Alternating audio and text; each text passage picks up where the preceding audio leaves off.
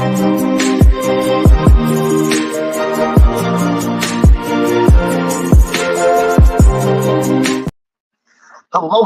and welcome to another episode of TacoBytes, your daily bite of Degen, episode number 425, SBF trial, day number 10. I apologize. It is Tuesday the 17th. Court started at 9:45 this morning with Sam entering the courtroom at 9:27. Defense started on Nishad Singh today as the prosecution had rested their case on him yesterday. Where they sort of started off was a little bit around business spending and talking about over expenditures. One of the things that they did pull up was Exhibit 433, which was their corporate sponsorship deals. And some of the interesting pieces was the Miami-Dade Arena. They spent $135 million on. B-ball propositions of $20 million. They gave Miami Heat $50 million. Blue Shogun, part of the NBA, they gave 9.2. Fox Sports Sun, they gave 2.3 million to. The Major League Baseball, they gave 148 million to.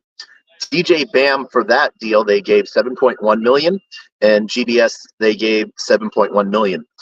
They also then gave $15.6 million to Cal Berkeley, 15.6, and then for that deal they also gave GB 0.7 million and DJ Bam 0.7 million as well. Next on the line was Stephen Curry, Steph Curry, 28 million.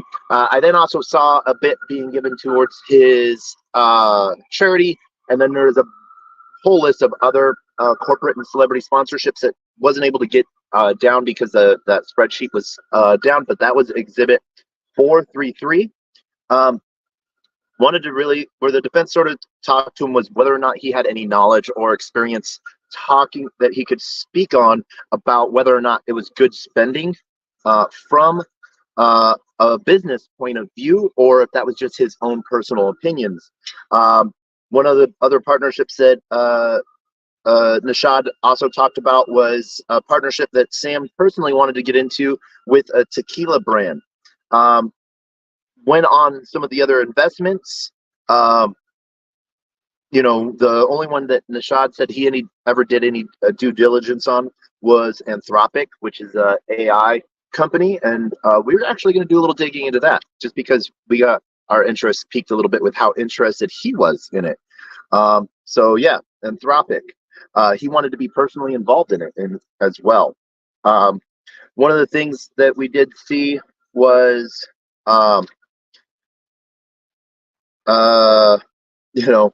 they started to talk about Orchid 6, the loft that they had, or a penthouse that they had in the Bahamas. And one of the things that they did point out, or Nishad was trying to say, was how much of a spendthrift he was on the excessive spending, and how much he tried to stop. But some of that's just sort of seeped right through his persona when asked about like what type of living conditions that he had, and how did he live, or where did he want to live, and then where did he end up living. And one of the things he made sure to tell, he's like, I had the nicest room in the house. And this was a $30 million property. When it did then come to talking about the other people in comparison, pretty much all were either multimillionaires or billionaires on paper, and at the time based on company holdings. And so the defense then sort of asked him, if he felt that was overspending, what did he think was the right type of spending? And Nishad really couldn't come up with an answer. One of the questions he did say was he didn't know how other billionaires lived, yet he was living with a whole bunch of them. And so he felt confused about living there and considered moving out, but he never did. And he was there for the entire time that they had that property. I do not remember the exact dates of how long they had that property for, but I will put that up in the notes later on and get that back to you. One of the things that I sort of felt on this was new money for Nishad. So he came from an aspect of where he might not have really had a lot of it, but then at the same time, he liked spending it. He always liked to talk about how bad he felt having all this money. But there was a lot of different events that I sort of picked up on to where it was he had this money and he was going to do what he could to spend it in some way, shape, or form. Did he go out of his way to help friends and family? We'll talk about that in just a second. Because once again, prosecution and defense like to jump around. But one of the things will touch on is the amount of loans it seemed like he seemed to get out of everything. So one of the things that they did touch on for just a second was the allow negatives. And so as Nishad is the one who wrote the code for this, he saw, that it was originally other accounts and main account. In June of 2022, that's when he had that concern and other concerns that were abusing the spirit of the account allow negative. And so that's a very interesting way to say it, that abusing the spirit. Then the defense sort of went into his co-op and how much he met with prosecution, with the FBI, and other aspects on that. First meeting with the FBI was November 2022, with over 20 meetings between November 22nd, including up to this week, right before trial. One of the meetings that the defense is really focusing on is January 4th, and some of the things that he went off on about in there, especially around his ideas of borrowing money. And his way of thinking about assets. For those that had over-unders on the amount of objections prosecution was going to call today, there was over 45 objections from the prosecution today in just this first half. And so what is your predictions for objections in the second half of this day? Let's say 37. See what you think. Over under 37 objections. Actually, no. We know what's left on the rest of the day. Let's give it a fair amount. 27. Over under 27 objections from prosecution on defense's rest of their piece. The defense said that they should finish with Nishad today. And I apologize, Nishad Singh. I do keep messing up on your name and writing Rashad at times because I have a friend named Rashad. So Rashad Singh. So that's, yeah. So one of the things that was really asked about was, when did you actually think you were doing something wrong? And so even though he had started in 2019 or before 2019, and in my opinion, doing illicit activities, he didn't feel like he had done anything wrong until December 2021, when he was having to change the serum ecosystem staking proposals, where the way it sounded out now is that it said that they were going to charge 25% of the interest you earned, yet they never actually did do that. And, he then fabricated and backdated transactions of where they had charged and made that income, going back all the way to January. He then was also made aware of a new terms and service page that was made by the ecosystem Serum Institute, or the ESI, Ecosystem Staking Institute, or something like that. That was the terms and services of Serum between FTX and users. That form exactly was backdated and created after December of 2021, but it was dated as being created in January of 2021 and coming into effect in January of 2021. So 12 months before they even had the discussion of how to add more value to their books, as they were getting ready to go under CFTC scrutiny, because they were looking to add futures derivatives, and that was through the new company that they had bought, FTX Devs, when they had bought out Ledger X, being provided options. And so Then in September of 2022, he took cues from those around him, and that's sort of why he didn't think that there was anything wrong, or that he was doing wrong, is because he was taking cues from those around him. Council then went into asking, once again, they jumped around, so we will too. Council asked, what his salary looked like. And, as we talked about it yesterday, he got rid of his bonus and exchanged it for equity. What it now looks like is he exchanged for his bonus. He then got to take out paper loans to buy that equity. So that gave future asset pieces, I think, more to FTX's books, or maybe then was assets, illiquid assets to Alameda.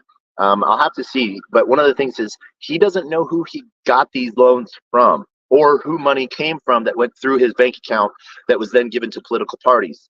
But his original salary was $200K with $1 to $2 million in a year in bonuses. One of the things that he asked was if he had donated to charity, and no, was that he was sort of one of those funny things that he's talked about donating his salary to charity but never did. That was talked about a lot by a lot of different people in that area. This then went to, talked about Joe Bankman and David Force, which were tax attorneys from Fenwick and West, that then started to talk about his charity donation givings as well as political donations. Canson was general counsel. So one of the things that he then did also, he thinks he took a loan from SBF. We don't know where that loan truly originated, but he asked from Sam. He thinks it came from Sam. He took a $10 million loan in 2021 to give to friends and family and charity. One, we do not know what the breakdown of friends and family were, handouts, or what the amount in charity. And so it seems like I have a very strong suspicion charity wasn't that much. Would like to see what that different pieces look like. But originally it was supposed to be a $10 million loan to give to charity that he then turned into friends and family and charity. Then we went back into a lot of the error in the accounting script code. I thought I had one idea of how it was working out, but I was actually given some really good information from one of the other reporters that is here from both New York Times and The Verge. But the stated balance was more negative than it should be on what it was owed and needed to be in accounts, and that was sort of information that he got from both Gary Wong and Adam. And then when defense had to go back and sort of get more information on what that looked like, the defense sort of gave the view that it was, he had to give definitions of when that came out. Gary was explaining to Adam the bug. The bug was in a safe way direction, meaning that it was showcasing that Alameda owed more, not owed less. So that was what they were talking about, was that it was in a safe direction, safe way, that the error was a little bit protected on that end. Adam was worried, and Gary did joke about it, but after Gary did lighten up Adam's worriness on it and sort of bring a different take to it, that Nishad then calmed everyone down. What we then saw from a bunch of objections based around from the prosecution based on his observations. I like, it's one of those things, if you know me, you know I love to help in any way, shape, or form. Watching the defense struggle with asking questions, like, these guys are experts. They are, and I just don't know if they don't have expertise in blockchain or in FTX or what was going on, that they just don't know how to ask these questions. And like, maybe I've watched too many episodes of Law and Order, and I think I could, do like sneak attacks type of stuff that like get them to like, you don't know the truth, you can't handle the truth type of shit. But they are doing what they're supposed to do, which is confuse the jury. And they are doing a great job at that. But with the amount of objections, I almost think at times that they're trying to pull objections from the prosecution in an effect to make the jury think that the prosecution doesn't want anyone to hear something that it might sway them from their understanding of what happened, and so that things might be getting buried. I just came up with that on the top of my head, so maybe I'm right, maybe I'm wrong, but I'm learning a lot. And outside of, this is really outside of my comfort zone. So I just want to thank everyone that's been following me along this. My journey has always been on blockchain and blockchain education. The trial of SBF, I feel, has been a detriment to the ideas, the ideations of blockchain, the ideals and the ethics. I got in because of transparency and consistency, and people used blockchain, or the idea of blockchain, and then took it off chain, which made it no longer on chain, no longer blockchain. They were just getting money from another source. And so literally you were just all Forex traders and got screwed because someone was making fake currencies. It wasn't on, they weren't even fake tokens on chain like pump and dumps. It was all just getting done on paper. And that really frustrates me that no one is actually saying, no, blockchain did not fail. It was actually blockchain which made people aware of the shady shit that was going on, which then caused everyone to get out of doing shady shit and getting out of that, which then caused, sort of the blanket to be rubbed and pulled and showing what was really going on. So I sidetracked. I apologize. Conversations with Carolyn Ellison in June of 2022. As Nishad was talking about the gist and state of Alameda, that is when Caroline Ellison sent the balance sheet on NAV. And so that was the net asset value of Alameda. And so that's sort of when he saw that hole was going on. So when he asked about who he talked to about the bug, that got a lot of different objections from the prosecution. And so he had to really, the prosecution then had to really, or the defense really had to narrow down how he was asking those questions. And so Caroline Ellison sent the list of Alameda and FTX accounts to Sam, Gary, and Nishad. From that, that's where SBF saw the error and said it must, or, saw the huge deficit of roughly 18 billion.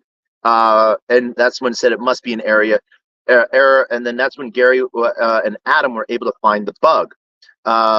Caroline Ellison posted a graph showing the unexplained balance breaks. So one of the things that we have coming up tomorrow is an accounting expert from the prosecution. But Caroline showed a graph showing unexplained balance breaks.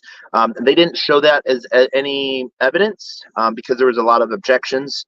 But basically, transaction history will break down and show, when you're balancing your budget and you're going line by line by a line, and you have $1,000, then all of a sudden you have $700, but you don't have any of those transactions. That's when you're pulling all the receipts out of everywhere. We're like, where did that 300 go? And you don't really remember.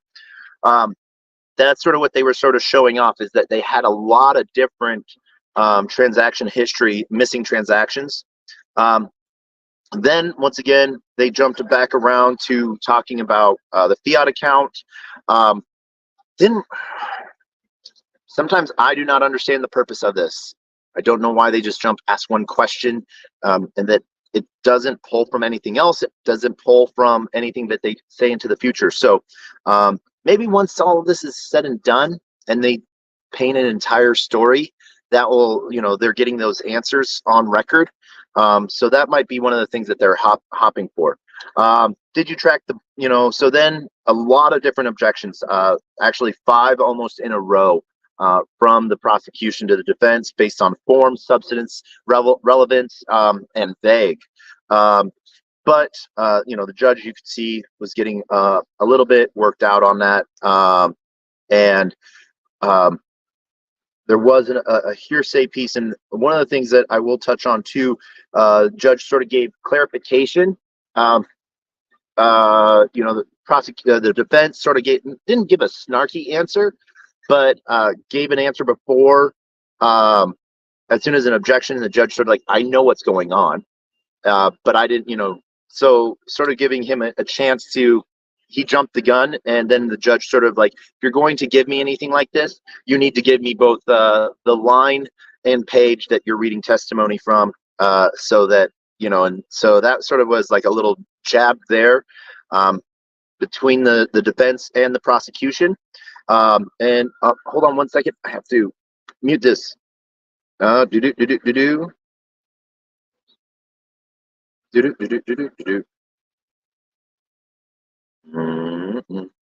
Where?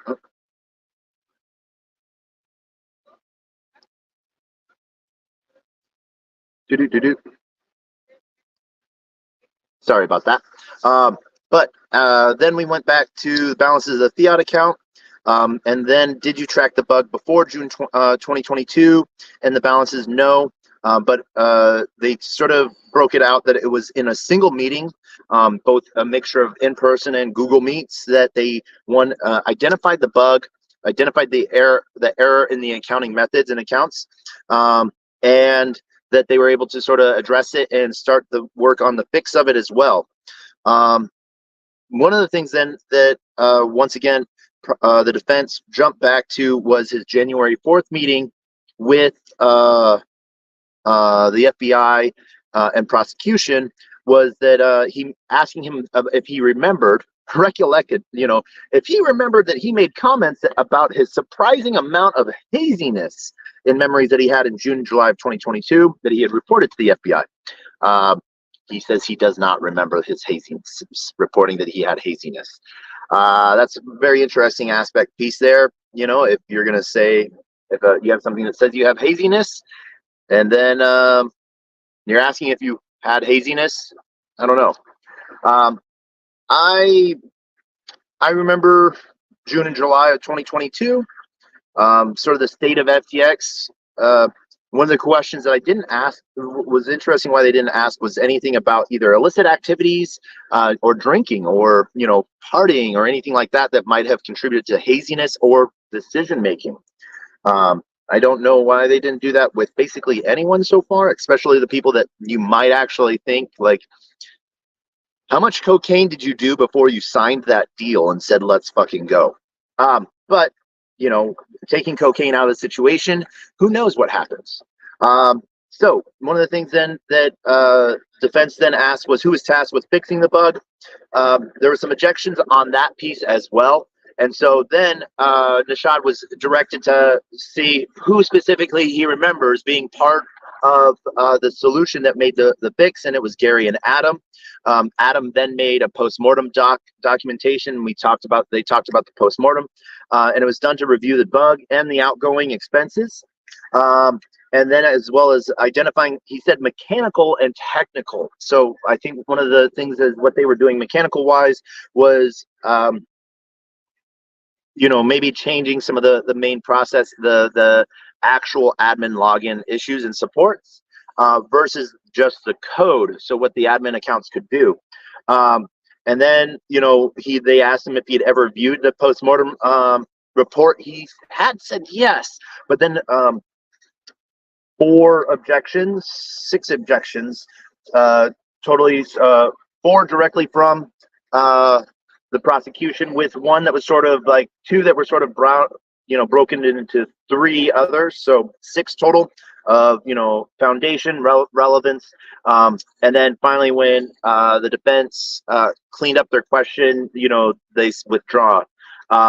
And so this was talking about splitting out accounts into both the old info at fiat _FTX account and the info at fiat FTX underscore old accounts. And so there's new accounting splits that were done.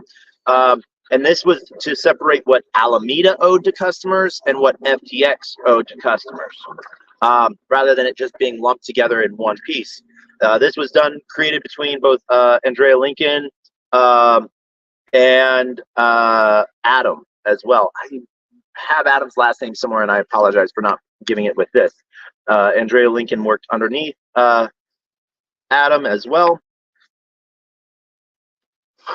Next, one of the things that was found that they went back into was when Nishad had found that Alameda's line of credit was interest bearing, meaning like any other line of credit anyone else might have had, Alameda was being charged interest for their loan. And in any good sense, that would be, if you're trying to be on the up and up, that would be what you would want, would be. But when it was brought to, when Nishad found that, and he seemed to do a lot of exercises around the code of Alameda's special privileges, a lot. So it seems that weird that he always finds these little things just for Alameda and nothing, special privileges and nothing really else. Head of engineering, he sort of focused a lot on making sure that there was a clean line for Alameda to do what it was supposed to be doing. This is my opinion. At that time, he was then, he then brought that information to Sam, Caroline Ellison, and one of the Alameda traders, Terrence Chu. This was the first time he had brought out Terrence Chu. He had said yesterday one of the Alameda traders had given him the account. Today he said Terrence Chu or Caroline Ellison had given him the sub account to move the funds to from the interest-bearing account, earning account, the account that was being charged interest for Alameda's line of credit, to an account that would not be charged interest. And he noticed that because Alameda's FTX's income had jumped from almost, I think, around 25 to 50K a day to over 800K a day because of that. And so that would have just been an extra line of revenue for FTX, which I think they should, yeah. We then went into break after quick objection pieces, and so then went into break, returned 20 minutes later. That's when we then broke into code changes, and this was in July of 2019, that Nishad actually wrote the allow negative feature, which also allowed market making, which he said he didn't learn about, that it was being used to allow market making until 2020. But it allowed FTX admins or admin accounts to go allow negative. And then, a bunch of objections that the defense was trying to see, talk into market making, and how did Nishad know about that? A lot of objection pieces on it. So one of the things that he did look at was that Nishad then looked at balances was not checked on Alameda accounts for OTC deals, and as a result of the allow negative, it did allow Alameda to sell coins it did not have. And so, he said that he wasn't aware of it in 2019 or 2020, but he did in 2021. I left blank there, as in I didn't hear what he said under either. It was, but he wrote this code in 2019 to allow negative, and the tie was whether or not Alameda could use it for market making, basically selling and liquidating positions, or buying tokens from others, or selling tokens to others that they did not have. But whether or not he's saying, a lot of the things that he's saying he didn't learn about, all these bad things, or that things were bad, are not supposed to be done until 2022. So I'm going to assume that he might have said 2022, but I missed that completely, and I'll have to look at the transcript to get that date. So did it allow Alameda to buy tokens it did not have the funds to buy, was the end result of this allow negative. And so a bunch of foundational objections were laid out. And so the final question laid out was, as the author of allow neg, negative feature, did it have an impact on Alameda buying stable coins? He said no, and then they tried to see if it had an effect on Alameda or on stable coins itself. And they sort of moved away with objections. That's when we then started talking about the ADL. No, not the Anti-Defamation League, but auto deleveraging events. We brought in the fun stuff. And so we're going to be wrapping this up as we got to get back into court in 5 minutes. So I apologize if I'm going to speed through this. The backstop LP providers could continue to trade against liquidations if they met some of the account standards. Some of the account standards would trade, and if not, the risk engine would close out or liquidate the entire position, affecting other consumers as well that might have been in that pool. One of the things, and that's when we would see on markets, when we see huge drops with liquidation pieces, it's when, liquidation markers are not met in time. And so there's clawback on trading platforms. Alameda did not, FTX did not have clawback in its code, so it could not prevent, so it ate into other customers. So when things drop, they dropped. And when they climb, they climb. So if there are not any backstop LPs, then ADLs would come into play, and it would use other customers that had funds that had opted into this. And so there would be no, they talked about there not being direct exposure or risk to customers, but they didn't talk about risk. They talked about exposure, but that customers would benefit from this, providing that liquidity to backstop. One of the big events that they talked about was a July 20th event in 2020, liquidation event, but they didn't really get into details about that in any way, shape, or form. So we are sort of at a mystery for that. One of the reasons why Alameda did not qualify for this huge liquidation event that happened in July of 2020 was because Alameda did not qualify or meet those risk engine things. And so because it had so many open orders of sells and buy orders that no one was filling. This is then when we dropped into some of the commit code. And oh my God, I had such a fun time writing these down, trying to write down some of these commit lines before. I don't know why I did that, because they will be out as evidence tomorrow. So we did get DX 1102.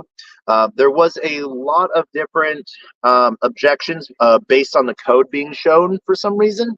And I think it was because there was the internal messages that are usually written inside commit codes, what that actually does. One of the things that he really did put into a lot of his commit codes is make sure that the PMM, the primary market maker, aka Alameda, would not be liquidated in any code settings. And so it looks like Nishad actually went out of his way to make sure that Alameda had these not only special privileges that are talked about, but was exempt from anything negative. So his schoolboy act that he's trying to put off, he is in a sharp suit. Oh man, he is in a sharp suit. I am jealous. Highly tailored, even. I can see the cut lines. Really good choice of fabric there, young man. But he looks like a 16 to 21-year-old, and being asked questions. And I want to do a shout out real quick to Jane Rosenbaum. She is the courtroom artist, doing a lot of the art that everyone is seeing. Art in Court at AOL.com. She is doing, I think, an amazing job. And because a lot of people are upset about some of her renditions or making fun of some of her renditions, this is an artist. So how the vibe she's getting from people is sort of shown in that art. So huge hat off to her. She's making Nishad look a lot older than he actually looks. But yeah, that is then so as we sidetracked ourselves, we have 3 minutes to cover. Only a page and a half. What they then jumped into was FTX US derivatives, which used to be Ledger X, ran by Zach Dexter, bought by FTX in 2020, 2021. And then what the integration would allow futures for US customers and needed approval by the CFTC. This is when Nishad started to do a lot of illicit activities on the balance sheets of backdating income for FTX that would then allow for it to look like there was more money on the books, more cleaner trades, I guess you could say. But that also that the special privileges for Alameda weren't necessarily seen. And so that's what this sort of did. One of the things that he modified the code for in 2021 would charge Alameda for its line of credit via line of interest. So then he would have a line of interest that could then be a paper loan as well. The way he was able to calculate this was, that in mid 2021, there was roughly $2 billion from the LOC, and that was based off the amount of interest per day at one point, which one base point, which, put that at the $2 billion of the LOC was being used, which has now been clarified multiple times that Alameda had a $65 billion uncollateralized line of credit. We then went into the eco serum and the backdated payments, and then started to ask about other exchanges and their functions with their own function token and stuff like that. Not necessarily FTT, but with staked accounts and the interest bearing. Line after line of objections from the prosecution, and because asking what he thinks other exchanges are doing, could be considered outside of his scope of knowledge. They just didn't ask the questions the right way. Really, really, like the moment I want to help the defense, rip apart Nishad. I want to see justice to all of these people, and I'm really tired that blockchain as a whole is being dragged into this as something that was the cause of this. Really, it was the idea of a technology of access to financial choices, independent financial choices, so it doesn't have to be crypto. But fast acting, moving money attracts more money. And so people were able to move money quickly and get lines of credit as they waited for wire transfers to come through. So it was a very innovative thing that, someone told me today that the KYC was literally just, they uploaded a random picture of a bird for their ID, and they were fully, they were given a huge line of credit and everything like that. So, yeah, I never, we're just not even talk about that. And then we jumped over into the defense, jumped into political spending in 2018. He said he was really excited about California's Prop 12. I don't even know what that is. If you can let me know what Prop 12 is in the comments, I will look at the comments after this video later on tonight. We are going to be coming back out around between 4:30 and 5 and doing end of day transmission as well from the court. This was then when there was big contributions and directions of who to spend political spendings on that came from both Sam, Gabe, and Barbara, as well as Michael Sandusky, who Nishad paid as a political advisor to where money should go to. One of the big things that he said that when asked what he was adverse to explicitly woke stuff, quote unquote. And so then it looked like, that, when weird loans or weird donations were put before him that Gabe or Michael Sandusky thought would be pushing that, he would text them and say, look over this. And so it's not really the way it was set up. Nishad really didn't look at anything. He just clicked an email approving transfers. Both Sam, Gabe, Michael, and Solomon had access to initiate payments out of his Prime Trust bank account, and he just had to click approve via email. And that's when they got tired of him falling behind on clicking approve, that they literally flew an assistant from New York, I think, to the Bahamas to just have him sign a whole bunch of blank checks from Wells Fargo from his bank account. So, yay. Loans for political donations, they were so he thought that they were loans. So money was put into his account for him to give to political, wherever it was told to go. And he was saying he was looking at these as loans. And technically, really what he just wanted them to be labeled as loans on transfer so he wouldn't have to pay taxes on them, and made sure that they were trying to be paper loan. But at the same time, he said that he looked at them as loans and honestly wanted to try to pay them back. He thought that he wasn't going to have to. And so I think that they're sort of making a little case there about some of the nefarious stuff that he was doing as well. And so he then tried to get them booked as loans really heavily. And that is then when talked about database and hot wallets and getting in ready for Professor Easton tomorrow, financial expert, breaking everything down. This breaks down TacoBytes, your daily bite of Degen, episode 424, lunch break. Please let me know if you have any questions, and I will try to answer them as I'm standing in line getting ready to close out. I just want to thank everyone for joining us today. We will be coming with you live at the end of the day, so thank you, thank you, thank you. And as always, we end with the same two things. Words of wisdom, which is a closed mouth cannot be fed, and you cannot feed a closed mouth, meaning if no one knows you're looking for opportunity cannot come a knocking. If opportunity does come a knocking and you don't answer, it's going to keep on walking. Huge shout out and love to everyone. There's so many amazing people here from the public, press and stuff that are really interested in this and trying to push a good narrative. So shout out to everyone. Yeah. Have a great day. And as always, we end with the greatest, worst knock-knock joke on the face of the planet. Knock, knock.